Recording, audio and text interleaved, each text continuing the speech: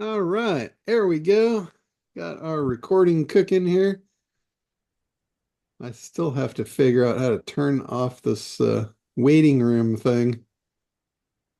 Keep having to add people in. So let's get If you that. figure it out, let me know too, because I can't figure it out.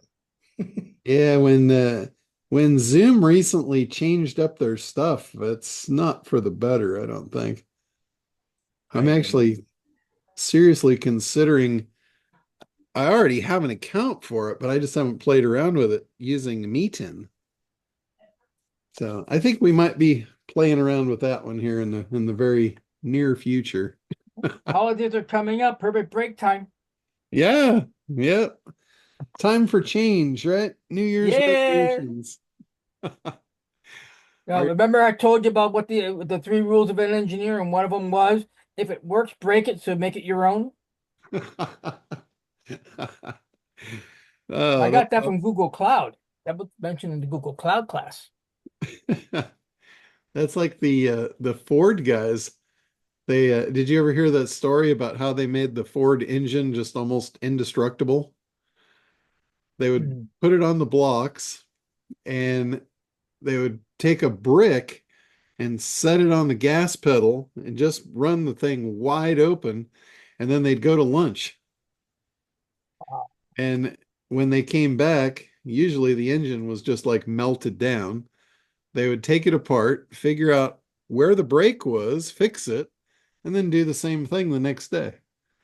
And they just kept doing that until they came back from lunch and the thing was still running wide open. Hmm. So that's pretty cool way to engineer a product. Just keep breaking it till you can't break it no more. Hmm. So that's that's the way to go. Hey John, real quick, just to disable the waiting room, you just have to log into the web portal under your profile settings. You go down to the meeting section, and there's a little checkbox that you have to tick it off to disable the waiting room. So Yeah, just FYI. I've I've seen that. I've actually done that like three Yeah, times. Just doesn't keeps work. No, it's just not sticking for you then, huh? Okay. yeah, yeah. Maybe I should try It it. sticks. It just doesn't. It doesn't actually disable the waiting room. Hmm. Yeah, Not here since they changed their program up. yeah, it's almost like if you were there the day they locked that in, it's like you're stuck in an abyss. Yeah, I also can't change. I can't change my default meeting room name. Yeah, Oh yeah, another thing I you had can't do thought that. of, sometimes the browsers, like in the Chrome browser, sometimes it'll allow you to do things that you can't do in other browsers. So I don't know if you've tried that in Chrome, Jay. I haven't. I'm always in Firefox. I'm always in that I browser. typically use Chrome. I think. But I've noticed even in Kartra, I can't think off the top of my head what it is, but there's a couple of activities inside Kartra that every time I get in there and I'm trying to do it, it just will not do it unless I move to Chrome. And then once I'm in Chrome, it's like, Interesting. the skies open up and the clouds part and everything works. So Meeting's pretty cool. I've been doing a proof of concept on it. I kind of like it. It has certain things Zoom can't do. I just don't like that I can't really manipulate my virtual backgrounds to the degree I can with Zoom as with Meeting, but Meeting's a pretty solid program. I gotta give it to it. yeah, well, that's cool. I've tried it a couple of times, but not recently. And I like the way that you can totally brand it. Yeah, exactly. I like the way you can have the custom headers and the other thing is you can actually push Your URL, offers. Yeah. yeah, right Yeah, I onto love the that. screen. I like that call to action. That's a pretty slick feature. Yeah, that's usually a good way to get conversion up, that's for sure. I'll tell you, I captive have to check that audience. out. Yeah, yeah. Yeah, I just got off of Alignable. We did a thing where I was introducing the build a buyer script over there. Hmm. And it was, we had a fair turnout. I think a lot more people signed up than showed up. And that totally probably is my fault because I don't send the reminders out. Mm, I know in Alignable, there's no way to really automate the reminders going out like there is in a Zoom meeting. right. But anyway, I put my thing out, had some people show up, and the way I did it is I was going over a document and I said, if anyone would like the document to go, through with me, here's the download link. And the download link that I gave them was a Kartra page where they have to opt in to download the file. So I got a bunch of opt-ins off of Alignable this morning. So that was pretty cool. The problem with Alignable, and in any case, in most cases rather, social media sites to begin with, you don't really have access to the populace of the group. You have it inside the group, but you don't have like direct email access to them. So getting people to opt in to your thing where you have access to their email and be able to communicate with them, that's a key component to building your list. And Perry Belcher, he's got a really slick way of doing that. That's probably the most stealth way I've seen. He will share a Google Doc. He'll say, here's the doc, just get it in Google Docs, and it's permission required. So when they click the link, they have to request permission to download the document.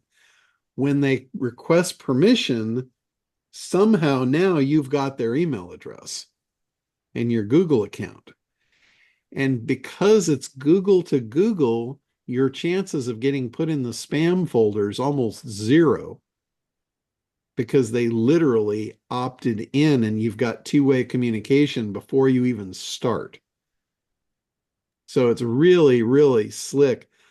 Myself, I'm not really up to speed on the whole Google Doc thing, but it's probably something to look at and figure out, because if you've got the ability to give out Google Docs and require access, so they have to request access to get to your Google Doc, and now you can email communicate with them with no spam filtration, that's a pretty powerful thing.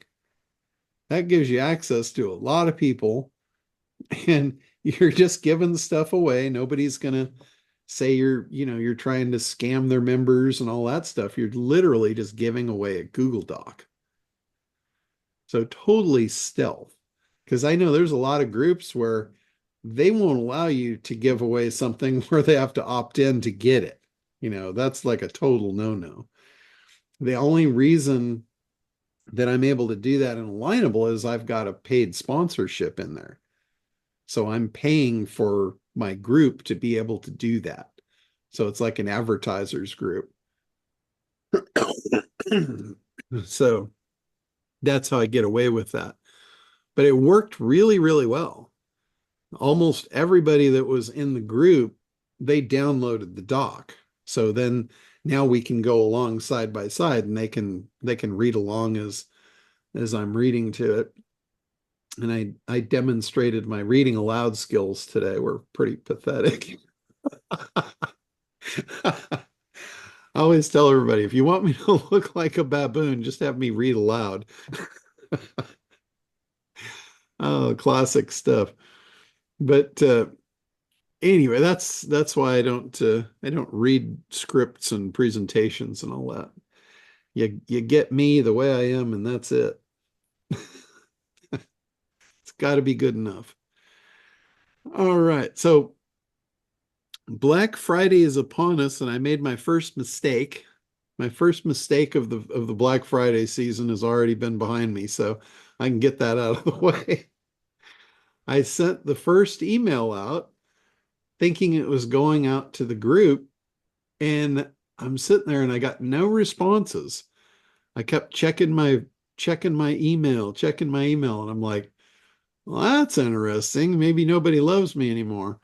And then I realized this morning when I went to look at stats, I saw the audience group was a whole group of one. I sent it to myself. Oops. It didn't go out to the list. So my big snafu That is guy out of didn't the even way. open it up. I can't believe it. I've already accomplished it. So mission accomplished. So anyway, just got to keep on moving ahead. But I have a bunch of stuff I haven't quite figured out. I saw this from Ryan Dice and Perry Belcher probably 7, 8, maybe 9 years ago. They did a Black Friday special where they got on and they did a live event. It was almost like a telethon. And they went for like 10 hours. They literally were on a Zoom meeting for like 10 hours, just talking about what they were doing, what they were offering, how it worked, how good it was, what it would do for you, and answering questions, and just over and over and over. And it was interesting the way they did it because everything, they had this special with William Shatner at the time. And it was some charity thing where all the money, everything went to William Shatner's whatever charity thing. So it was a feel good, do good type of thing. But they were only selling their low end thing. It was like $7 or something. It was basically their sliver offer, their tripwire.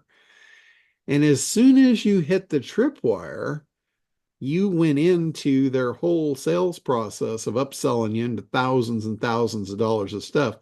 And I don't think any of that went to charity. It was just the $7 tripwire that was going to the charity event. But I sat there and I swear to God, this is like rare for me to spend that much time with something, but I literally sat there for like 6 hours listening to them. I had no intentions of buying anything. I was just entertained by the way they were doing it and just like seeing like how long are they going to do this? You know, it was like listening to Howard Stern. You stay on just to see what he's going to say next because it's so repulsive. You can't believe it. And I was there for like 6 hours, like, oh my God, are these guys going to end? When's it over? And finally, I threw in the towel. I think they went for like 10 or 12 hours. It was total marathon. And their amount of sales was just absolutely stifling. It was incredible. So I don't know that I want to do all of that, but I might do a thing that's similar where I do an open call to go over the Black Friday specials because I'm thinking, God, that's a lot of work to put all these offers together and all these pages and all this stuff, and I might just better off just getting on there and talking about it. I think I'll convert better. So I think that's my plan. Think that's my plan. But I've got a lot of different stuff. I've got the ACT program, obviously. I've got Build a Becky, which I have not really promoted whatsoever, other than when I first released it to you guys. I haven't really promoted it even outside of this group. So most people that are on all of my other lists, they don't even know about Becky. And Becky's really cool. I don't know if you guys have had a chance to talk to Becky, but I need to really expand upon her and get her on some of my other web properties. Because right now I think she's just on Acquisition Air. But it's interesting how she has actually sold things for me. And people have interacted thinking that she's real. It's kind of blows my mind. But I made her very flirtatious when I programmed her. She's very flirtatious, and guys are having a lot of fun talking to her. So, and occasionally she'll actually get a sale out of the deal. So it's pretty cool. but that's one of the things, that I'll probably talk about, promote, because it's a very powerful tool. Putting that bot on your site to answer questions 24/7 is really, really powerful. Especially, I mean, think about if you were to put that on your sales page, when somebody's to the final thing, like let's say you make an offer, they get to the final thing and they've got one more question. And until they get that question answered, they're not going to pull the trigger. They're not going to click the buy button, or the pay button rather. They already clicked the buy button. They filled out the form, and now the last button is pay now. And they're just not going to click that button until they've got their last question answered. And it's in the middle of the night. Are you going to be monitoring your email? Are you going to be answering your email? Even if you are monitoring it? Probably not. Probably not in the time frame where they're going to need you to actually make that purchase. So if you've got the Becky bot there, you can call her anything you want, her or him or whatever.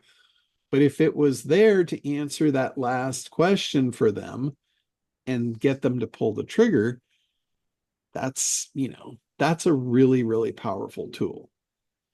I know I talked to Todd Brown and his crew. We were talking shop at one of the events, and they said that they were able to increase their sales on live webinars by over 30% by adding a chat functionality to the order page, to the actual, where you put your credit card in. Over 30% more sales. And it's that very thing. They got one last question. You know how many orders are abandoned because that one last little basic question never got answered? That's a lot of money left on the table. Yeah, you can always put a tag on them for a cart abandonment. You can follow up with an email sequence, but it's like you're almost starting over again in the whole sales process. Like that's one of the things that Eric Laughlin teaches. He's a sales trainer, and he's got a whole process that he teaches on sales. And he talks about the close, the final thing. Like you've given your presentation, you've answered your objections, and you're down to the close. And he calls it an elegant dance. And the close is basically making your final offer. Like, would you like to move forward with that? And the person on the other side, and that's where you're at. When you've got the order form up and they've filled their credit card in, you're basically saying, the final button is, would you like to move forward now? The work's all done. The decisions are made. It's time to close the deal. Would you like to move forward with that? And he said you have a 50-50 option. It's either a yes or a no. And if it's a yes, it's game over. Party starts. If it's a no, the elegant dance starts. And this is where, on your part, if you get a no, you can either accept it or you can work with it. A good salesperson's not just going to accept a no, and neither should your sales process, or it's going to suck. That's all there is to it. If your sales process takes a no and ends the game, it sucks, right? So this is where the elegant dance starts. And the response to a no should be, and this is right out of Eric Laughlin's playbook, what's holding you back? Just like that. What's holding you back? Like, we got to this point. You went through a pretty long process to get to this point, so you must have wanted it. So what's holding you back? And this is where you're going to get that final question, that final, let's call it an objection. It's an unanswered question, is what it is. That's where that little chat bot sitting right there to answer that one last question to finish off the order process. That's why it works so well. It's taking something that works in the real world and automating it. So in Eric Lawful's process, what's holding you back? The objection now is exposed. Here's the thing. Now, in Eric Lawful's game, this is really cool. He's got this dialed in. You guys should really pay attention to this. He doesn't just take it as that. He says he acknowledges the objection. He sympathizes with it. Like, oh, okay, I totally get that. That's a totally valid concern. But he doesn't stop there. He says, other than that, though, is there anything else holding you back? Now what's happening is you're digging into a deeper level, because typically the first objection rather after a no is going to be superficial. It's not the real deal. They're brushing it off. So if that's where you're working with, you're not on solid ground to move to a close of an offer. You want to find the real objection. So it's simply sympathizing with the first one that you know is bullshit to get to the real one. Other than that, is there anything else holding you back? And if they say, well, yeah, you're probably going to get closer to the core of the real objection. And you do that until there's nothing left. You'd follow the same sales process, acknowledge the objection, sympathize with it, and then say, other than that, is there anything else? And you'll get to a point where it's like, no, that's it. That's all. It's just those things. 1, 2, 3, however many it is. Now the salesperson can address the objections. And really an objection usually is just a misunderstanding or a not really understanding, not a misunderstanding. It's not understanding. So you get now the opportunity to readdress those concerns, bring them around, use the Franklin objection crusher, claim proof benefit. Whatever their objection is, it's based on a belief. So you make a contrary claim to the belief. You follow it up with proof points and you reattach it to the outcome. Reattach it to the benefit. Claim proof benefit. That's the formula. So you crush each one. And once they're now gone, now you can go back to, now that you understand, would you like to move forward with that? And generally, 9 out of 10 times, you'll turn the no into a yes.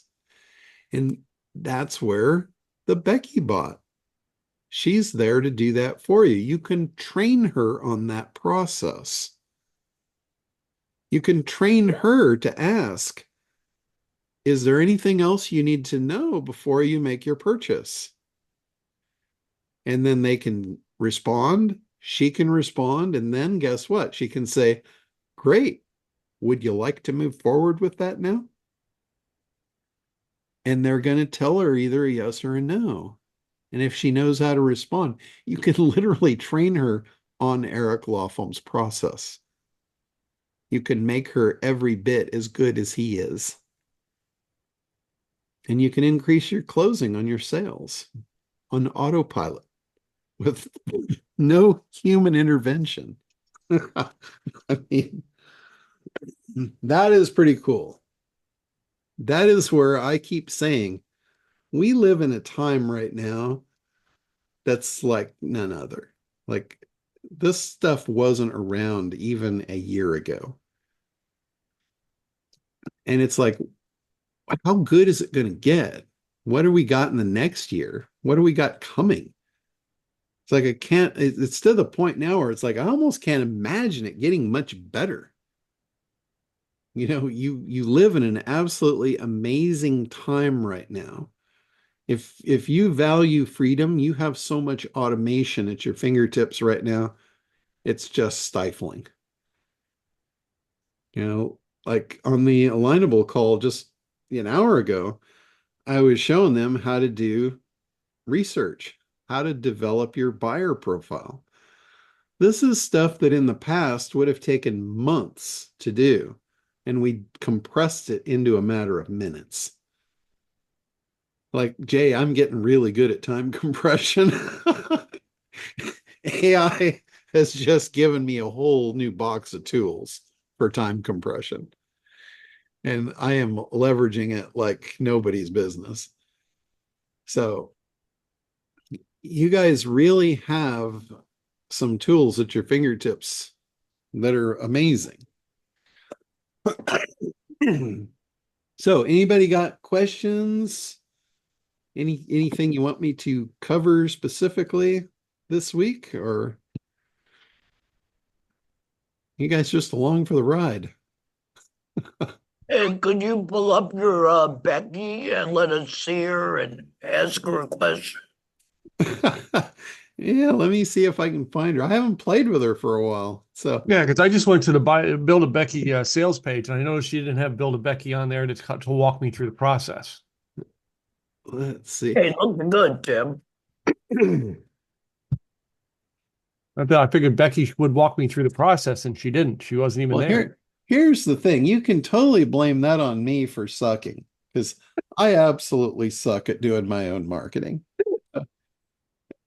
I've put her out basically as an offer just to you guys for the most part. And I never did anything after that. It's like, I really need to do better at that. Or actually, what I probably need to do better at is just training my team to do better. It's like, I'm like the guy at the circus cruising the elephant around, and then there's people behind sweeping the shit up. It's like I'm toting a monster elephant and don't have enough time to sweep all the shit up behind me. So that's what I need to work on and do better at. So let me share the screen here. Russ, you had a question? Yeah, John, the Build a Becky, so the claim proof benefit, you said Franklin. Is Franklin one of your tools in quantum? Yes. Yep. The So Franklin tool.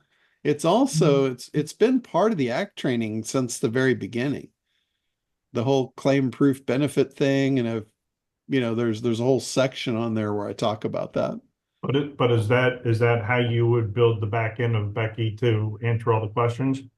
It's how I would put a section of it. Like when you train your Becky bot or any bot, when you're training a bot, you have the ability to train two different functions inside the bot. You can train the personality of who the bot is, and then you can train the knowledge base of what the bot knows. Now, you don't really have to train it on the knows part, because you can let it just use OpenAI to go out and use just, AI to answer any questions generically. But I would highly encourage you to have her answer the questions in your tone, in your knowledge base. So you take your proprietary information and turn that into a training document, and then upload that to train her or him or whoever your bot's personality is. You train the bot with what you want them to know specifically, because it's kind of dangerous putting a bot on your site that represents your business that's not been trained by you. Because in the world of AI, you have this pyramid of knowledge that it's pulling from. And the pyramid of knowledge is all encompassing. It's like every written document, everything that is out there publicly available, the AI has already consumed that information, and it's got all of that at its disposal. The problem with that is who put the information out there. You might have a bunch of idiots that have opinions that aren't necessarily right or accurate, and they're definitely not your opinion or your stance, yet that is available to that bot if you allow it to. So, in my opinion, that's not a good idea. So you can restrict the bot only to the information that you provide. Correct. You can do that in your prompting. So in your prompt, you might tell it, only answer the questions of the information that I'm giving you. If there's anything outside of that, either ask them for more details or direct them to fill in the form and, ask the expert or whatever, or we'll get back to you. So you can definitely instruct the bot to do that. You can say, don't use outside information, only work from your core knowledge database that you've received in these documents. So you can absolutely do that. So you've got the training on one side of what they know. You can open that up to the whole world, which I don't really recommend. But then on the other side, you have the personality where you can train the bot with their own personality. And this is where you can make them flirtatious. You can make them very serious. You can make them angry. Like, I got to tell you, there's some audiences that they thrive on talking with somebody that's a dickhead. They love it. I mean, that's not my thing. That's the furthest thing that I would want to do. But there are people that are argumentative and they love a good argument. And they talk to me, they're not going to get it. I'm not going to argue with an idiot. I'm just going to say, clearly, you're not in the right frame of mind to talk to me. So let's talk later, and I'll hang up on them. So, but there are those people that they thrive on that. And if you created, the angry bot, come and talk to our angry bot. He'll give you the abuse you deserve, and you'll love it. So, I mean, there's some weird people out there. There's some shit that I just don't understand. But doesn't mean it's not there. Doesn't mean it's not true. And if you serve that community, God help you. But that's knowing your audience, that's understanding what they like, what they thrive on, and being part of that group. Those people might have a lot of money. They might spend a lot of money. You might be able to get rich and wealthy off of working with them. And as long as you understand them and you don't let it get under your skin and you play along and play their game, why not? So, Are you going to show us the back end of Becky to see how difficult or easy it is to do this? I am going to show you. Let's see here.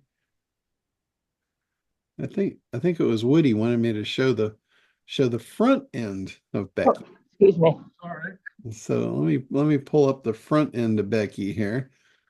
So this is on Acquisition Air, and when you pull the site up, I'm just going to put her down in her corner here where she starts. When you come to the site originally, she's down there and she's dancing. She's like, over here, look at me, look at me. She wants to be touched, right? So as soon as you touch her, she comes to life. She pops up and it says who she is. She's a lead gen expert. And then, she starts into the conversation. And she's prompted to do this. She's prompted to say, welcome to Acquisition Air. I'm Becky, your AI leads flight attendant. I specialize in rerouting buyers to business destinations. How can I serve you today? And then the visitor asks his question, do you have an affiliate program? Yes. And she goes into the affiliate program, gives the link to sign up, tells you how it works, how much you can make. So she's trained on that. She's trained off of our web documents. And then thank you. And she says, you're welcome. If you have any more questions or need further assistance, feel free to ask. I'm here to help. You have a record of the conversation? Yes. All of the conversations that she has are stored in the back end in the control panel. So you could go in there and you could see how people are interacting with her.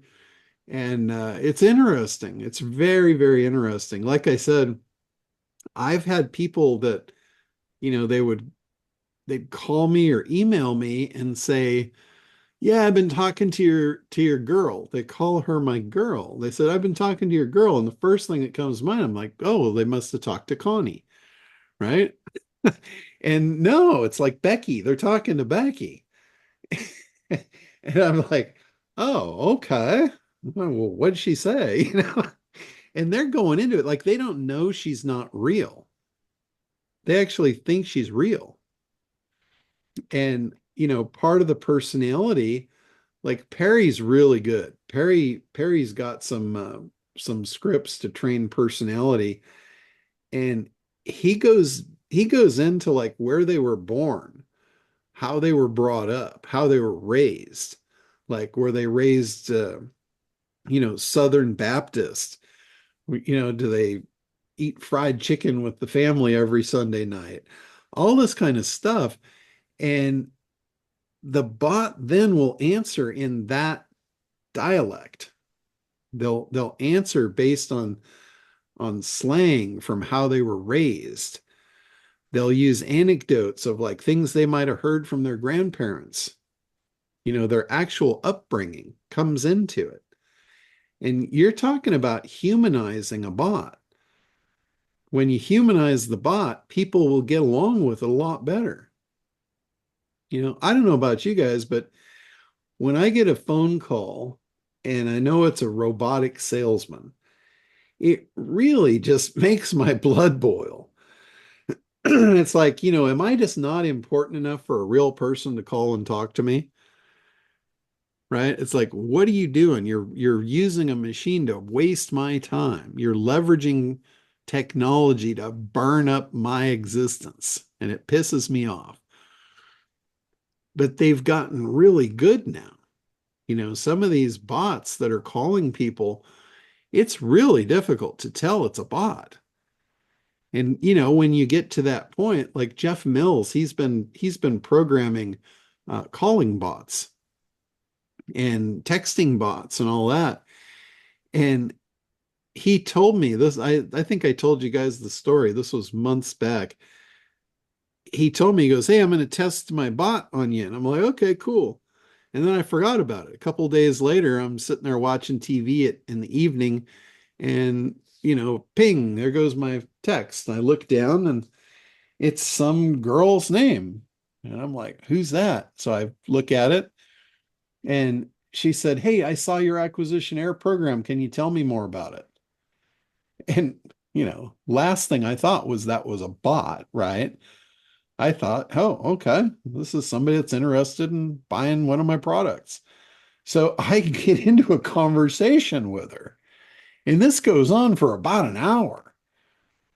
And she's actually asking questions, seeming interested, and all of that. And then for some reason, I'm just thinking, I just got this weird feeling. And I thought, she's not real. So I did what I do on the telephone calls, is I asked a question that I know a robot doesn't know how to answer. And I asked her, so what color are your socks? And she answers, she goes, I don't understand. I'm like, you're wearing socks, aren't you? Robots don't have feet. So a robot, the AI is programmed not to lie. So if you ask it a question, it can make things up if it doesn't know the answer, but it can't directly lie to you.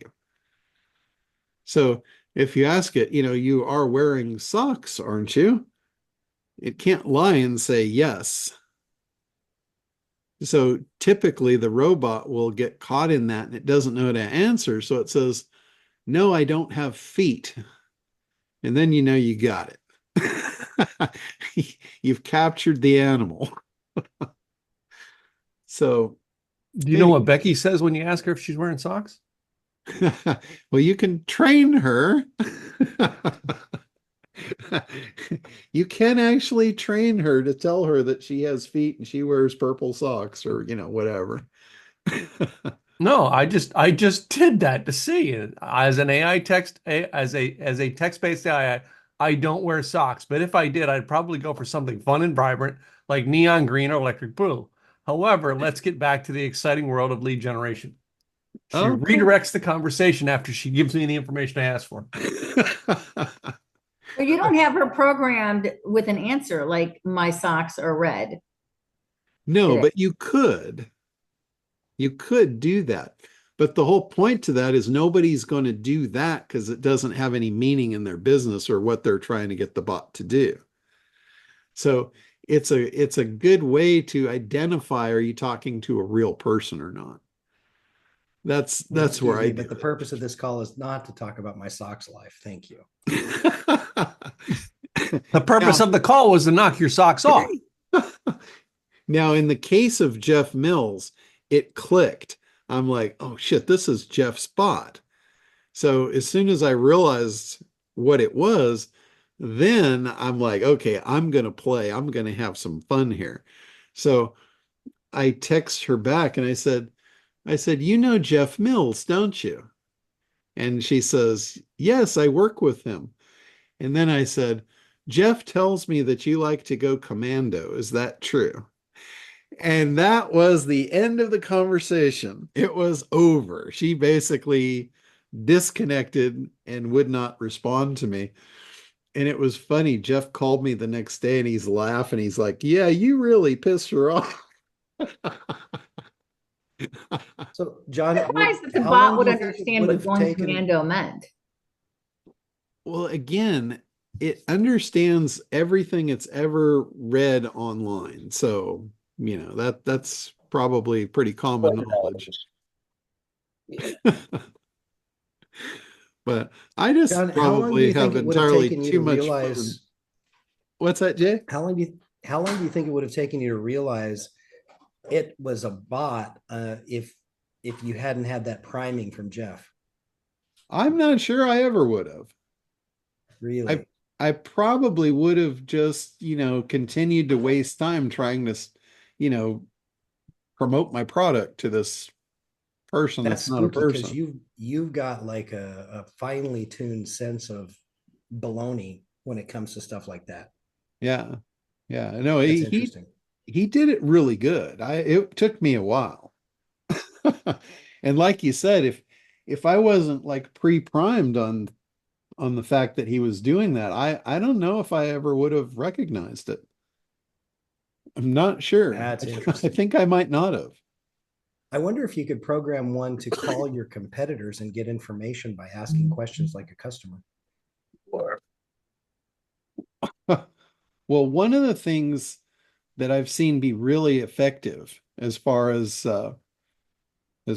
like AI research is having your AI go out and do analysis on review boards. Like if you say whatever product that you're selling, there's always reviews online about that product or service. And you could say, go out and analyze all of the reviews, all the negative reviews, and give me a top 10 list of what people hate the most. And then you can use that in your marketing because now you know what the market hates. So you can just assume that the exact opposite of that is where you should position yourself. They'll do more to avoid what they hate. Mm-hmm. Yeah. Very good. You can also have it analyze Q&A to find out what questions are being asked. So remember, sometimes questions are innocent, but a lot of times questions are objections hidden. It's the wolf in the sheep's clothing. So if you can identify, if you can use AI to identify what your market hates and what their objections are, your odds of being able to communicate value just went through the roof. Interesting. So using the AI to do your research, that's been the biggest thing since the very beginning with ACT was the analysis piece. Everybody hated it. They hated it, they cringed it, they despised it. But it's so critical. But it's so critical to move to the next step to create effective marketing. So you can't have effective marketing without the A. Yeah. So I kept throwing everybody back into the A tank and they were thinking I was an a-hole for it. But now, with AI, it's the A is a piece of cake. I love the A part now.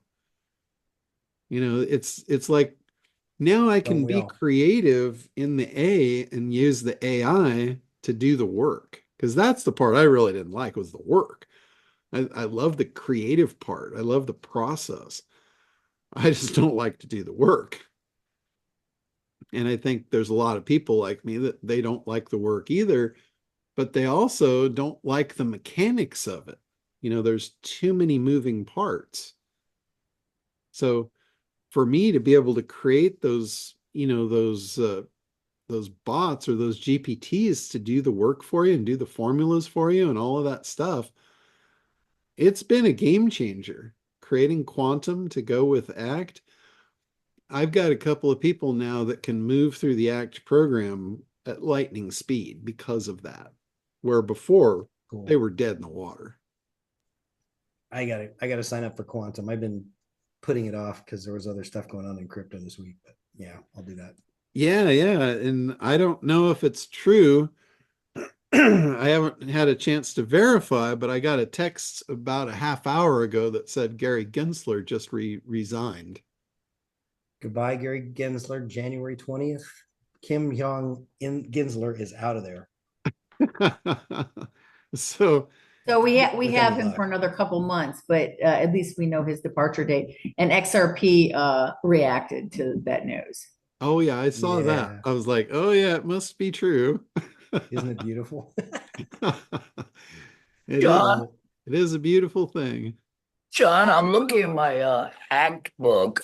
Are you talking about the whole like table of contents from the what is your most profitable market to your unique mechanism? Yes.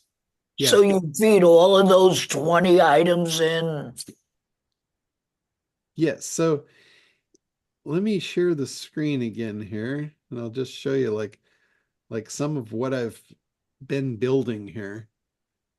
So inside of Quantum, this is really where the first ACT tool starts. All of these up here, these are graphics. These are to create graphics and videos and voiceovers.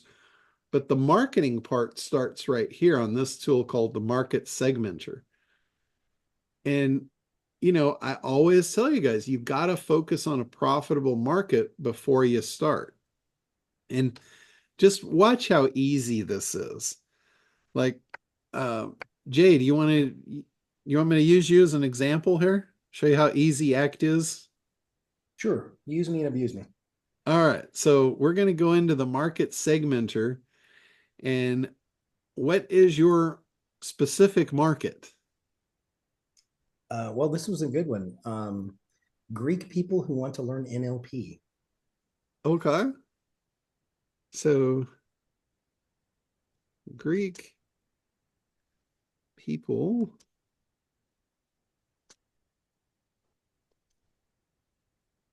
NLP. We So can that's a probably very narrow it down even a little bit more than that to, let's say, professionals and managers, corporate managers. okay.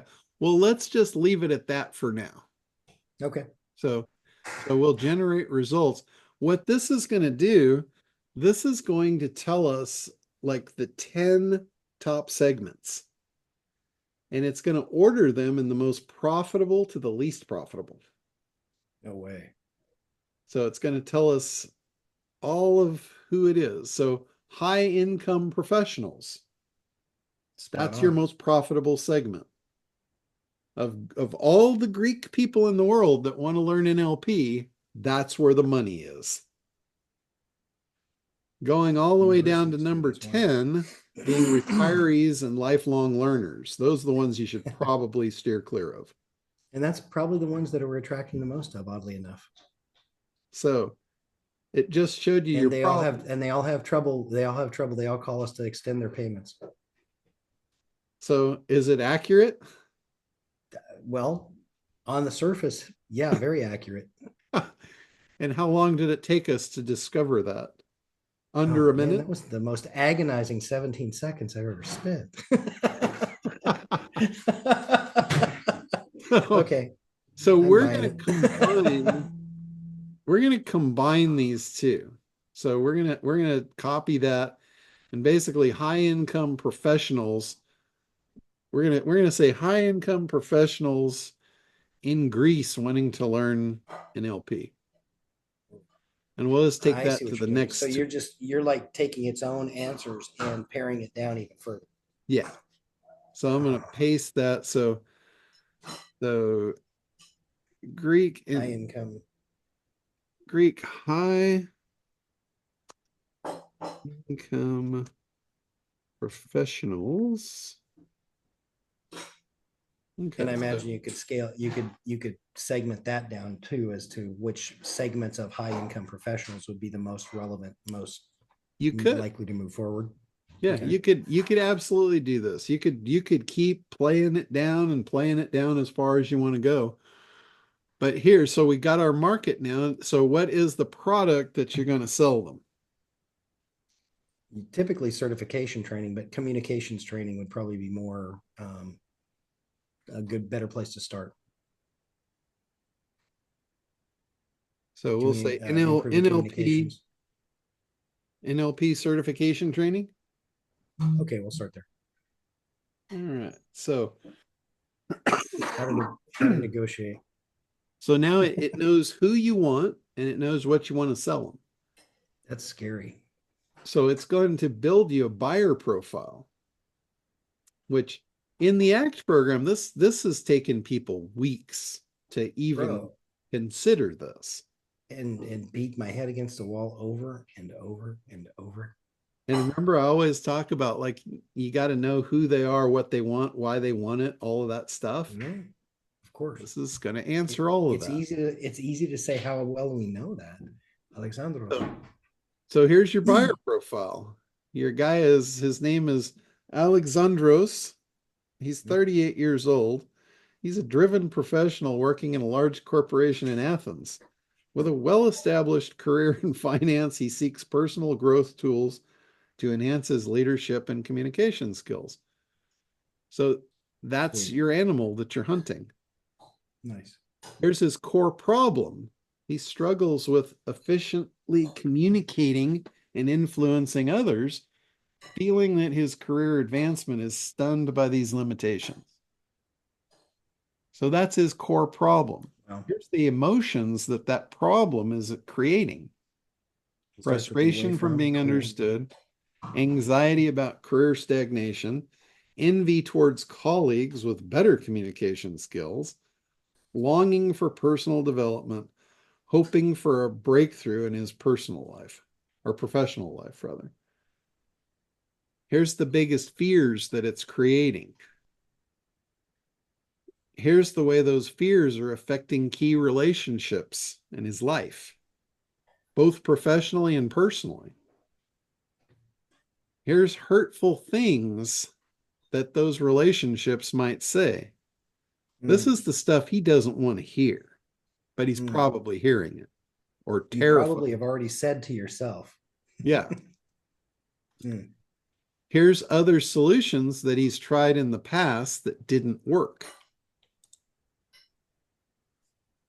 Here's the sound bites about how he feels about those failed solutions. Wow.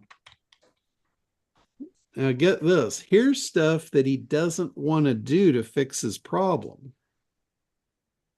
So if your marketing is steering him toward doing any of this stuff that he doesn't want to do, you just shot yourself in the foot. Yep. Here's sound bites around what he doesn't want to do. This is what he's telling himself. I don't have time for long courses that don't fit my specific needs. In other words, he doesn't want a bunch of bonuses and wrapped with a bunch of crap. He wants just the nitty gritty. He doesn't want to have 37 modules that don't do what he wants to do. I get it. Yeah, he needs to be very defined, very specific. I can't afford to guess. Yeah. I can't afford to just guess what works. You need to be very specific. This works. Yeah, learn communication to make you indispensable on your lunch hour. Yeah. Here's the transformation. If the genie could snap their fingers and give him the perfect solution, what would his life look like? There it is. Here's how that would affect his relationships. There's the transformational sound bites. This is the thing he craves to hear. Super cool. There's the market specifics. And how long did that take us? Another 17 agonizing seconds. Took us a hell of a lot longer to read it than it took it Yeah, to create it. longer to read than to generate. But this Very is like cool. mind reading. Yeah, This is very just cool. puts you into that person's mind. So you can step into them and do the marketing. Yep. That's cool. That's So do we have a lifetime membership for that yet? Have you worked that out? that's just 2 tools. That's the first 2 tools in the process. That's cool. You know, real competition, that tells you who all you're up against. Like I use the example of a chiropractor. Chiropractor solves back pain. You know, that's their solution. So they think other chiropractors are their competitors, but no. There's massage therapy, there's acupuncture, there's surgery, there's drugs, there's probably NLP, make your back pain go away. There's all kinds of other solutions that are real competition. And then that takes you to the next one, the hears and fears. What are they hearing in the marketplace from all those other competitors are poo-pooing your solution? So what are they hearing and what fears is that creating? And then you got your emotional buying trigger tool here. You've got your lead magnets. What would be the most effective lead magnet to grab this person's attention? How to create the big ideas to go on the landing page to give the lead magnet away. Irresistible offers, and it just goes on and on and on. It's all the shit that I've been telling you guys about in ACT. This is the formulas behind it. Three-dimensionalized benefits. How many times have you heard me, to say how important that is? There's the Not only to Franklin. say it, but to see how important it is and to really feel it in your bones. See, you get it. You get it. To think about what it's going to sound like when it feels perfect. Yeah, yeah. And I even put a tool in here for building the personality for your Becky bot. Wow. So this will actually write the personality to train your Becky bot of who she is and how she responds. It's her personality. Cool. And it also gives you that with mine in it. Okay. John, I did that with mine with just build that out. All right. And it put down to the farm she grew up on in Pennsylvania and everything. Yeah. Yeah. It also gives you the image prompt to generate her picture. And I got to tell you, I saw a couple of the pictures that it generated, and it's like, oh my God, these are phenomenal. These are just unreal. And then after that, for somebody that's just starting in business and they haven't even created a name for themselves, here's a name it tool that will help you create a brand name. So you give it some specifics and it will come up with a brand name that represents what you are trying to put out. And then from there, the ChromaCore tool will give you the brand colors to convey the feeling of that brand psychologically, the color matches. And then brand blurb will come up with the little elevator scripts and stuff. You created this? Yep. All these are all what each one of these tools is. It's a custom GPT. It's like you could do this in Chat GPT. You could go over into the GPT section and you could create your own tools like this. It's a real pain in the ass, but you could do it. This is part of your ACT program. Yeah, this is an add-on tool.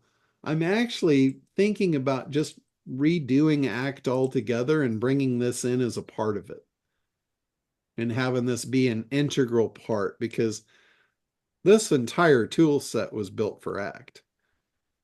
I have a This is pretty question. Okay, Can Becky be a man? absolutely. So Becky, Becky could be Bob. Becky could be a tranny if you want a tranny.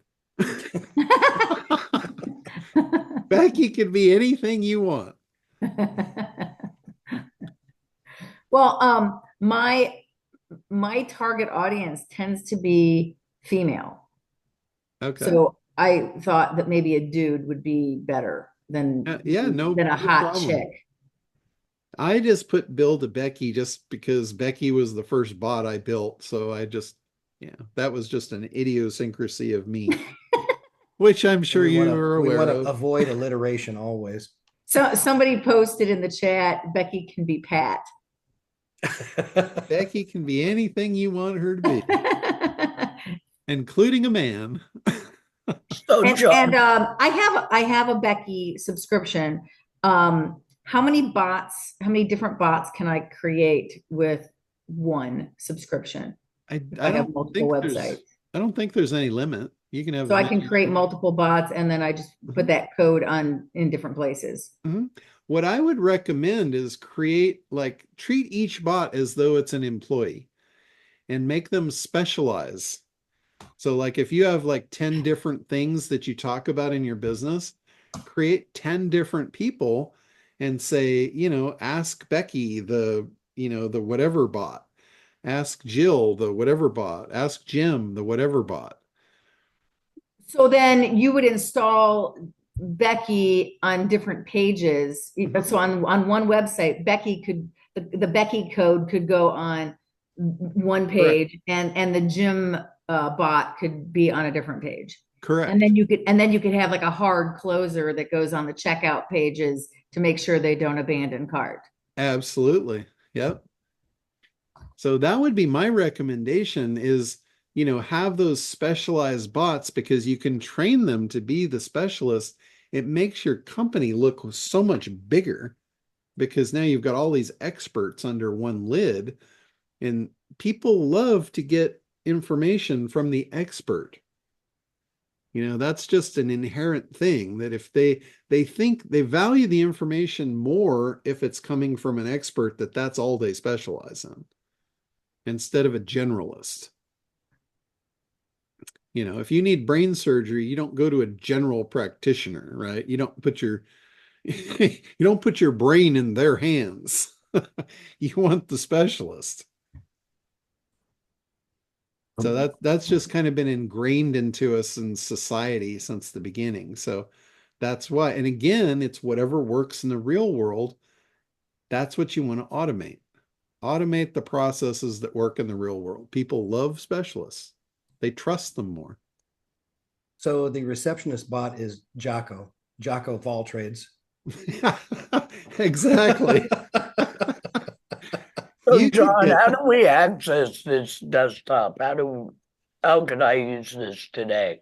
This is the quantum set, and I've sent an email out for you guys. Anybody that wants to sign up for this, you probably got it. I can send you another one if you send me an email. I can follow up or connect with Can you just Connie throw the or link in the Brady chat or real anybody. quick?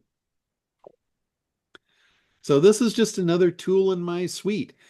Like last year, I talked about the year-end process. And I told you guys, I said, I'm going to kick ass this year. I'm going to prove that this shit works. I'm going to create more lead magnets. I'm going to create more products. I'm going to fill in the blanks on this thing. So at the end of the year, I'm going to show you I'm kicking ass. And I am. This is just another tool that I've added to the arsenal of things that I can sell. Becky was added this year. Acquisitionaire was added at the end of last year. And everybody thought, wow, that's a big one. He's done. But no, I've added a shitload of stuff this year. And it's not big stuff. Making money? Any one of your guys making money with acquisition? Yeah, we've got people There's people making money with everything. It's just very few. And that's the case with everything. Acquisition is no different. Yeah, the 80/20. Yeah. But here's the difference. The people that are going in here and figuring out the market segment and then figuring out the buyer and matching up the right solution with the right people, those are the ones that are making money. And they always have been. They always will be. The problem is there's so many people that don't want to follow the rules. They think they're smarter than the system. They on and on and on, and they keep making the same mistakes. Like for me, my head's very soft. If I bump it in the wall, I'm not going to line up to do that again. Right? But there are some that like that. And we have quite a few in the acquisitionnaire bucket. They bought into We're the a special program, breed. didn't follow the rules, and they keep banging their heads and keep coming back for more. That's There's a me. certain camaraderie in that, though. Your head still looks like it's in pretty good tact, Woody. I think you're all right. You You're see the resilient. outside, but not the inside. That's right. It builds character. That's awesome. So anyway, all these tools, I keep adding to it. This thing's got over 50 tools in it now. There's one here for recipes. If you don't know what to make for dinner, you just tell it what you've got in your kitchen. It'll give you a gourmet recipe. Here's one if you need a greeting card for any occasion. It'll write the greeting card for you. Hey, And John. this is the latest thing. You guys probably just got an email on this today where we're white labeling. We're allowing people to white label this quantum suite under your own brand name. You could actually have this entire set of tools. You can rename the tools to your industry and your brand, and you can sell it just like what I'm doing here under your own label. And with that, you've got this tool. These 3 tools are all one set of tools. When you do the white label, you get access to all 3 of these. This one here is called God Mode. And I've written a script that will allow you to create your own tools for your own industry, just like what I'm doing here. But it's writing the prompting around it for you, so it makes it easy for you to be able to build your own tools. So, like Jay could build a whole set of NLP tools. He could have an NLP suite of AI tools. And you probably sell that to every NLP trainer around the world. So pretty cool shit. I'm with you. This is cool. Very cool. And it's just another add-on. I keep throwing them out. So needless to say, this has been a really good year for our business because I'm still lazy as fuck. There's no way around that. But I actually did some stuff. I actually put my feet to the pavement and did some stuff this year. And the answer is it still all works. So I can tell you for sure it still all works. So let's see. Anything else? Russ, you got your hand up? Go ahead. Yeah, John. So in the Build a Becky, we're talking about having different employees, like one for sales, one for tech support, one for frequently asked questions. How would you go about programming, each specific task and how it would switch over to a specific person?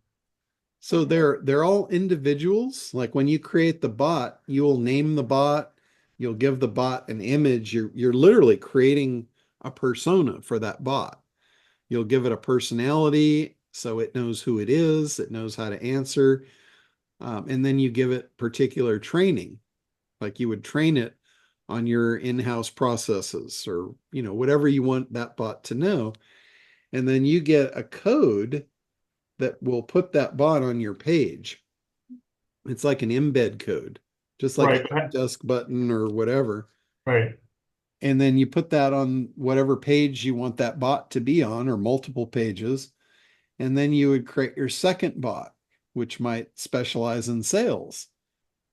And you could say, hey, if you have any sales questions, ask Bob. And then you put the Bob code on, whatever page you want him to be on. And So if they're on the homepage of the website and they had a sales question, how would you redirect that question over to Bob the salesman? so all you have to do is just say, for questions revolving around sales, click here, and it could Okay, go to Bob's page. okay. You could Do have a you, little, you could actually put it as though here's our staff. Bob can answer your sales questions. Becky can answer your, pre-sales questions. Connie's on support. okay, Brady's on tech. And then they click the person they want to talk to. It goes to that page and up pops the bot. okay, cool. Have you ever recorded any training for the back end of Becky? Yes, when you buy the Becky Bot service, it's probably a half-hour training where I actually went through with Connie and Brady and we set one up. We did it beginning to end and it took about a half hour. Okay, so that training comes with it when you buy it and it'll show you how to set everything up. Yeah. Yeah. Okay, And cool. I'm gonna probably I don't know if I'll do it on Black Friday or not, but probably sometime soon I'll do a like a sales video where I walk through and show how easy it is to set it up and all that. That would be super helpful. Yeah. Sounds like an awesome tool. It's just a little daunting for most people. Yeah, yeah. And it's really not that difficult. Yeah. It's really pretty simple. It would be very difficult if you went over to Chat GPT and tried to build one from scratch without any framework around it and then tried to figure out how to API it and get it onto your website. That would be difficult. Right. But what we've done with the Build a Becky software is we've taken all that problem out of it, made it where you just fill in the blanks and it gives you the code to put on your site. Okay. So we've And it kind just of made it. works off of the document that you create. Yeah. Yeah. Okay. So you get Perfect. to train the personality, you get to name them, give them their image. You're basically building a employee, really. Nice. It's pretty cool. Yeah. It's like you can have an army of people on staff to answer specialized questions without your intervention. It's pretty damn cool. Right. Okay. John, Thank you. if you wanted to put Becky on your site or a client's, I mean, how does that work? If I buy one Becky, I'm guessing you're not going to let me put it on 5 or 10 client site for the one. How does that? How No, does no, that you work? you could put that embed code on as many sites or pages as you want. With one Becky subscription? Yes. So where the cost of use comes in is if you're, and almost everybody is using Chat GPT on the back end, the open AI to really drive and run the mobility of the bot. So that works on API keys through OpenAI. So you go into OpenAI, you create your API key, and then you create an account where you can pay for API calls. And it's really inexpensive. To give you an idea, I started with $20 a year ago, and I haven't used the $20 up yet. Yeah, well, what is expensive, John, is the time and education necessary to get to the point so you even understand what you just said in the last 60 seconds. And it's all in the training video. You don't really have to understand any of that. All you have to do is really just follow the instructions to set it up. But in essence, you have an API, which is a connection between your bot, your Becky bot, and OpenAI to run the AI power of it behind it. Because usually you'll want more power than just what you're training her with. You'll want her to use AI just to know how to function. just as the bare bones basics. And how to do all that's in the training once you sign up. Yeah, and most of it is transparent. It's behind the scenes. You don't even deal with it. You're just going over to OpenAI, you're creating an account, you're getting an API key and pasting it in. And then use the one API key everywhere. Yeah, you can use the one API key for a bunch of different bots, and you can create as many bots as you want. You can put them on as many sites as you want and all that. We don't have any per bot charges or anything like that. That's super. By the way, there's a platform out there that I thought you could go to get a bot, but apparently it's just a platform where people that build bots come in and do it, but they have a demo bot on there that says talk to her. And so the first thing I asked her was, okay, well, what color are your socks? And she actually giggled a little bit, which I want to know how in the hell they managed to get her to do that. And she gave some answer like I think it was Tim said that, she says, well, actually I don't have feet, but I can help you, I can help you get around on these other things or whatever and get you back to the conversation. But I threw all kinds of sideways questions and she just, and the human tonality that they had built into that platform was breathtaking. And you could well, anyway, it's there. The point that these bots are getting to is you literally cannot tell they're not human unless you ask them some silly question, in which case they don't try and hide, but they just say, sure, I'm a bot, but I can still answer your questions, Yeah. I mean, it's the progression of stuff is moving so fast. It's unbelievable. And the one thing I can tell you is it's never going to be any worse than it is today. Tomorrow, it's going to be better. Like if you think the stuff is good today, this is the worst it's ever going to be. The stuff is evolving at lightning speed. It's unbelievable how fast it's moving. It constantly, I'm thinking, oh my God, when am I going to become just absolutely irrelevant? It's going to get to that point. So, Craig, go ahead. Hey, just kind of wanted to walk back to what Richard asked. He kind of jumped in front of me, so I confuse very easily. So differentiating between Build a Becky and white label and the paid service, in order to, I guess, build those out for clients, we would have to buy the service with the training and all that, right? Yeah. Okay. If you got the Becky bot service, you could build bots for clients. Sure. You could resell them or whatever you want to do. You can charge people monthly, to run the bot on their site for them. And that's at your internet dominator site. I would get that service, or you could drop that in the chat. Yeah. If you can't find it or something, you can always email me. I know my site is an absolute disaster right now. We're in the process of like redoing everything. Yeah, I remember you saying that. Okay, I'll find it. I do this at the end of every year. I'm like, all right, what am I not going to do moving forward? What should I be focused on? And, after this year, I've created so much new stuff that has so much excitement. I'm probably going to be dumping 90% of what I used to do and what I used to be.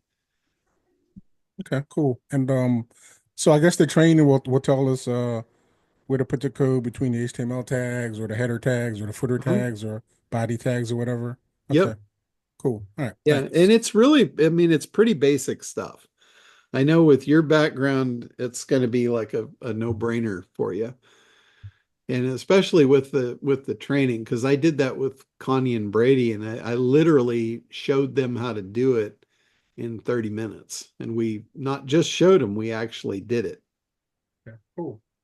We actually went through each step, and there's a lot of stuff like in the software, in the Build-A-Becky software, there's a lot of stuff that is beyond my desire. Like the programmers that built the framework for the software, they built a lot of additional stuff in to make it fancier than it needed to be. And I would say probably at least 50 or 60% of it I don't use, and I don't really see the need for 90% of people to use. So I didn't, just for the sake of clarity and keeping it simple, the training just shows you how to get the basic Becky bot up. And then if you like, for instance, you can connect it to your autoresponder. If you want to do, API calls to your autoresponder, you can do that. I just didn't cover it in the training because I don't really want to support that level of tech on, a basic product that I'm charging 99 bucks a year for. Right. That's So- nice to know, though. It has that functionality. What that? So it's even got sales. I mean, you can connect it to your shopping cart too. You can have her direct right to the shopping cart. You can have it go to a call. If you've got this, sexy flirtatious bot, she could say, "Hey, if you want to talk in person, here's my number." Or "What's your number?" and I'll call you. And that way, now you're collecting email and you're also collecting permission to call and text. That's my next thing I'm looking at for full automation. And if you could help, or if you know of something where I could integrate automatic voice style. So I'm getting these leads, they're coming in through AA, and I want to use, outbound, even inbound AI automation for appointment setting, closings, and all that kind of stuff. So that's the last piece of the puzzle I'm trying to tie in there's here. there's a program I can connect you with. I think it's called AI Callers. I've seen that advertised on Facebook. Yeah, and it's a bot type program Mhm. where it'll do the outbound calling, the inbound calling, and you set the bots up just like the way my Becky bot is set up. Mhm. Setting up a personality and then specific training. And then, its job isn't to answer text, its job is to call and talk to them, Right. which is pretty damn cool. I don't know if you can clone voice in it or not, but I don't see why you couldn't. Mhm. There's also it's not really made specifically for that, but you could probably doctor it up to do that. It's called HeyGen. And I've been looking into HeyGen, yeah. in HeyGen, you can actually put a voice to it. You can train it on your voice or anybody's voice that you want. And that might be another potential solution for that. You can also clone yourself with HeyGen as well. Yeah. It's pretty slick. Yeah. I've seen some uses of HeyGen where they've connected it to an email auto-response system and it creates a video. Like you give it a video script and you give it your image, your voice, and then in the video script, it's got the call outs for making it a dynamic video. Hmm. So let's say somebody opts in, like let's say you opt into my autoresponder and my HeyGen can go out, it can grab your name, plug it into the script, and have me create a custom video for you where when you click the email, it pops up a window with a video. And here I am saying, "Hey, Craig, thanks for opting in," using your name, but it looks like a live video, but That's it's pretty not. slick. It's just an AI representation of me being created through the HeyGen technology. Yeah, I like that. And I mean, that's pretty crazy. I could have a video there that says, "Hey, just respond back with these 3 things and I will get back to you in an hour." And then you respond, you fill out the form goes into HeyGen, it takes those 3 things, customizes a new script, and I do a new video for you that goes out to you in an hour with me talking to you. I mean, that's next level shit right there. Yeah, I loved it. And all of that is available right now. It's not coming. It's been available for a while. And it's The pretty problem with crazy. that, the problem is, John, is it's about I've found that it's between $5,000 and $7,000 a bot to get somebody to actually program and build one for you. Well, that's probably true, but that's also looking at it like if you go to an ad agency, you're going to pay $100,000 for a marketing campaign that we know how to do for free here, right here. So there's tools and technologies available to the little guy to take those outrageous prices out of the way and level the playing field now. So, because I don't think HeyGen is that much. HeyGen is, fairly inexpensive. And everything that I just talked about, I know some people that have done it and they didn't pay much for it. How do you spell HeyGen, or what is it, or where is it? That's one I haven't looked at, and I've looked at dozens of them so far. It's Hey, like HEY, and then Gen, GEN. So HEYGEN. Fairly reasonably priced too, as well, for what you get. Yeah, it's not bad. And I'm working on, I don't know if I'm gonna get it out for Black Friday or not, but I'm working on another program to release that's going to be called Quantum Apex. And pretty cool stuff. I'll show you here. This is what Quantum came up with for the logo for it. Wow. It's the Apex Predator. So I'm building out the framework for it. And what Quantum Apex is going to be, it's going to be a suite of AI tools that kind of like Chat Playground. Like Chat Playground, for $20, you can get access to the paid versions of Perplexity, Claude, OpenAI, all of those for, like $20 a month. So what Apex is going to be, it's going to be a similar service that's got access to all of those tools. HeyGen will be one of them that's included in the tool set. Can I get that like tomorrow, please? All for one price. I haven't got the pricing yet on it, but here's some of the tools that it's going to have. It's going to have Kling AI, which is a high-end video, Lexica AI, Luma AI, 11 Labs for voiceover, HeyGen, Ideogram, NVIDIA, Flux 1.0, D-ID, Runway, Adobe Firefly, Perplexity, Pika, Claude, and Photoshop AI. Have access to all of that in one control panel. Wow. Probably for about $50 a month. No. Yep. How the hell you can do that? Enterprise APIs. Kind of the same way that Zoom allowed that one company to give you a full enterprise Zoom account for $9.95 a month. Master Yeah, I wish they would distributor do that again. licenses is how you do that. That was good while it lasted. Yeah, I mean, I we had a miss great those ride on that features. for a couple of years. So I tried Now like I hell pay to, more and to get get less. that license from Zoom to do that myself, but I think they made some mistakes along the way, and that's a thing of the past. Mm.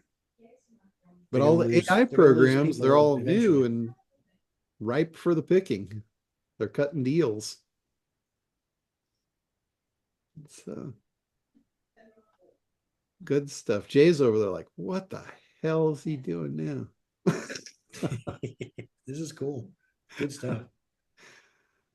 Oh It's man. just too much. Too much. Too many things. Too many moving parts. Yeah. AI has been an amazing ride. It's the fastest evolution of technology I've ever seen. It's like, Incredible. I've rode through all the waves of all of this from the very beginning when people were telling me email was never going to go anywhere. And, to the point where they couldn't live without it. And then the same thing with putting online credit cards. And, now AI, it's like there was no resistance At this point, there's zero resistance to AI. The Yeah. only thing you have is the people that are the worker mentality. They're terrified of it because they think it's going to take their job. And the reality is, AI is not going to take anyone's job. But the person that knows how to use it, they'll take your job. They'll take a lot of jobs. One guy that knows how to use AI could effectively take 1,000 people's jobs away. That's what you have to be worried about. It's that guy. You want to be that guy. If you're that guy, you are going to be indestructible. You'll be unstoppable. If you're not that guy and you sit back and you take the worker mentality, that guy is going to take everything good you ever thought of away from you.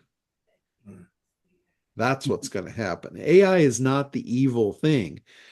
AI has no evil in it. It's people have evil. And AI is a very powerful tool that, given to someone evil, could do evil things with it. And so make sure you're on the right side of the fence with this one. Don't get left So, you know, behind. the next tool you need to make is a crypto generator. Yeah. So we can launch coins every week. Well, here's the deal with that. If crypto does what it's supposed to do and what I think it's going to do, I won't need to make anything ever again. Yeah. I'll Yeah, be done. I hear you. This last week was well, the last Last 20 couple of days weeks. has been pretty exciting. Yeah, it's good stuff. Since you mentioned market, what do you think of Nvidia and Tesla now that Trump is in? Nvidia and Tesla, that they're fantastic technologies, but as far as like they're kind of Stop. old hat actually, as fast as things are moving right now. Like even Tesla, a lot of the technology of Tesla is moving into aerospace now. So if I were to have a crystal ball and say what's going to be a big mover in the future, I would say that division of Elon Musk would be a better bet to focus on than his past iterations, which is Tesla. Well, they finally managed to build an electric airplane. There's a guy over in Norway that's built a seaplane that's electric because he wants to be able to, because it's so much quieter, they can land close to land and ports and stuff, which they weren't letting seaplanes do because they were so noisy and pollution and all that sort of stuff. And now they've got a water battery. So, the lithium and stuff that they thought was such a big deal, 2 years later, they're already at a point where they've got batteries that are almost as good as lithium, and it's made from dirt and water kind of thing. I mean, it's just amazing. Yeah. And as far as as far as the other one, Nvidia, there's better technology now. Like there's a new company called Cerberus, and they're launching computer chips that make the Nvidia chips, like, I don't know if I want to say obsolete, but they walk circles around them for Could you less spell that? price. What's that? Can you spell it? Cerberus is Cerebras.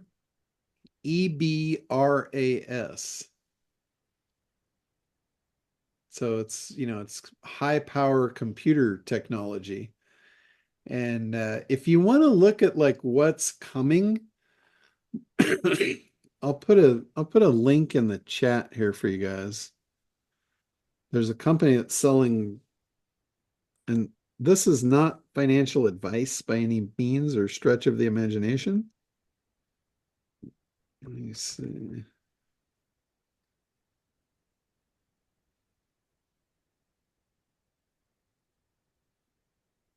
All right, I think that's it. I'm gonna put this link in there. This company basically sells pre-IPO shares of companies that have not gone public yet. And it's called Link to. Oh, my link's bad.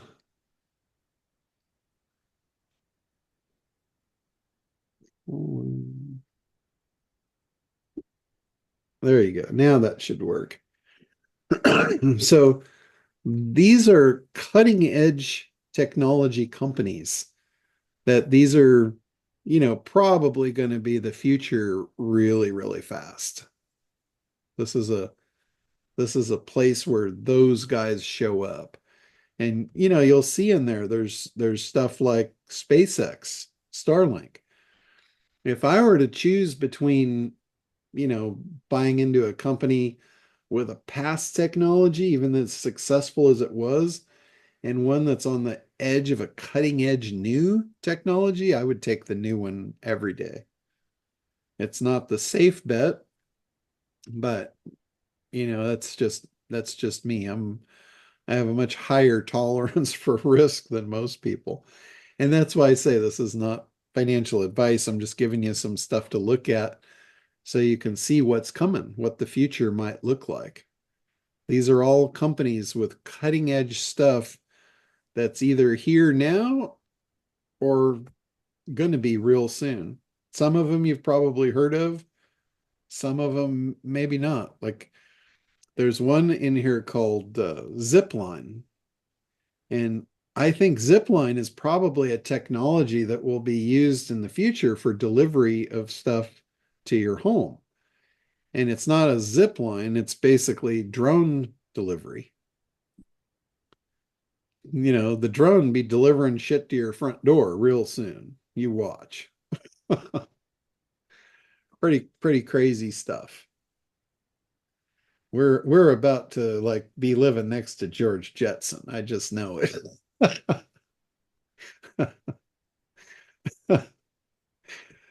Oh man. All right. Brad says you have to be an accredited investor for Link to. There's some truth to that. That was really true like when they first started out, but they've loosened way, way up.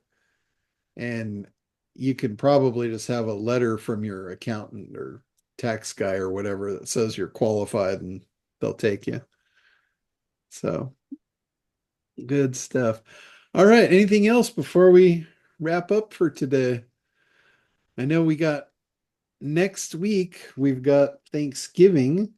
So I haven't quite got the schedule yet. And then we got Black Friday. So this might be our last call before the Black Friday madness ensues. So any last words before y'all walk the plank? Thank you. Awesome. All right. Well, we And might you do. good also do stuff, a John, stock thanks. program too, right? Yeah, we have one of the things I released was that crypto mastermind club.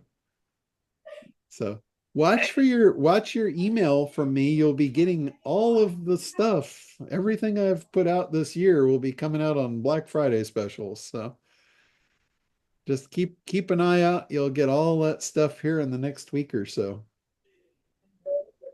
Hey, John. That way, if you missed anything, you'll be up to speed. Yeah, go ahead, Mary. How you doing? Good. Quick question. You mentioned on one of the other calls you were going to have what do you call it? A funnel for your Black Friday for Quantum. Is that still happening? It is, but it's not quite there yet. Okay. One of the things I'm going to send out, I'm going to probably try and do that this weekend. For anybody that wants to sell any of my stuff for Black Friday and do the affiliate thing, I'm going to try and get your affiliate links actually sent out to you for that. Okay, great. So that way, literally all you have to do is just copy and paste them in and send them out, post them on social media, wherever your people are, just get the word out and hopefully you'll make some money. And that'll go to a sales page or affiliate link? Yes. Yeah, I'll give you your affiliate link to the sales page and away we'll go. That sounds great. Thanks so much. All right. Yeah. And Quantum, I got to tell you, it is a really easy program to sell. And you don't really have to sell it. You just have to connect people with it. They'll go, they'll see it. We've got the sales video for it and all that. But it really, that program has a very, very high appeal. It's anybody in business that, is not like an AI expert or, a prompting engineer. That program is invaluable. That Quantum program would save you hundreds of hours of learning prompt engineering, hundreds of hours. It just takes the learning curve and just throws it in the garbage for you. And the Black Friday, there's going to be like something special for the lifetime version of that, correct? No. Not yet, huh? Okay. You think Well, about that this for weekend. you guys, for anybody that's in ACT, you guys get access to it for like $20 a month, $19.97 a month. So what I'm really considering doing is moving forward. Anybody new that comes into ACT, the ACT price will be $47 a month, and it will include Quantum. So it'll be a bundled package where they get the ACT program, the weekly calls, and the Quantum for $47 a month. That's awesome. That's where I'm going with it ultimately. We just haven't got there yet. So anybody that's in ACT at the 30, you can basically add it for the 1997. You get basically the same package. Sweet. Thanks. All John. right, guys. Well, have a great week. If I don't talk to you before Thanksgiving, have a happy Turkey Day, and Happy Thanksgiving. I'll probably be doing stuff on Friday, so it won't be our traditional call. But if you want to come in and see me do my magic, it'll be open to you. That'd be cool. Thank you, John. Blessings, All right. everyone. Have a good one. We will see you soon. Hey, John, what do you think of the tool that follows the stock trades of politicians? And they all seem to make money. Although with a change of administration, That would be pretty cool. AI, if you could figure out the trigger points, the data points, you could have AI monitor and analyze those data points and make predictions. You could definitely do that. I wouldn't know like what the data points would be, but if you had the data points, I could do a prompt for you to make one of those tools that would do that. I'll get with you on that. We could probably figure that out. their trades. Yeah, I've gotten really good at building those tools. I just need to know like the parameters around the data points of what to pull and piece it together. That would be cool. We could do that. Yeah, if anybody wants a tool and you can give me the data points on it, I'm happy to build it for you. Not a problem. I'm your Huckleberry. All right. That sounds like cool. Thank you. Happy Thanksgiving, everyone. Bye bye. All right, we will talk to y'all later. Thanks, everybody, and have a great care, week. everybody. John, sorry. Great holiday. Are we meeting next Wednesday at 11 a.m. instead of Thursday? I think it's probably going to be something on Friday, but I haven't figured it out. You'll get the notice. I'll figure it out and get everybody a notice out. Hi, Captain. Thank you. All Happy right. Thanksgiving, everyone. Be well. Bye bye.